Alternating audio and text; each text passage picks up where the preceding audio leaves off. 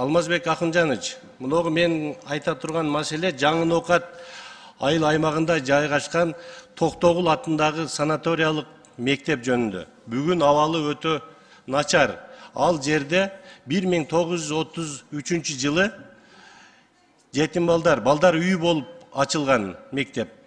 1961 жылдан бүгүнкү күнгө чейин санаториялык балдар окуучу жай болуп бүгүнгө чейин иштеп келип атат. Ал жерде аз камсыз болгон үй бүлөлөрдүн балдары, үйүндө же бир туберкулез же бир оору болгон балдары ошол жерде жукпасын деп ошол жерде окуйт. 200дөн ашуун балдар бүгүнкү күнү ошол жерде жатып окушат.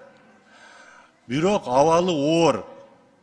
Ал жерде Баткен, Ош, Жалал Абад областынан келгендер. Кээ бирөөлөрдүн каржы маселеси, акча маселеси жоктугунан 5-6 базар күндөрдө ошол жерде жатып калат.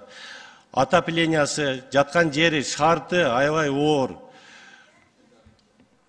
Терезелери бүгүнкү күнү эгер мына билим берүү министрлиги айтып койсоңуздар, комиссия түзөө барып карасын, терезелери полиэтиленовый пленка менен жаап бүгүнкү күнү ошентип жан көрүшүп атат. Ошого Алмаз Акынжанович, билим берүү министрлигине айтып койсоңуз, капиталдык ремонтко муктаж, тез аранын ичинде ошону киргизсе.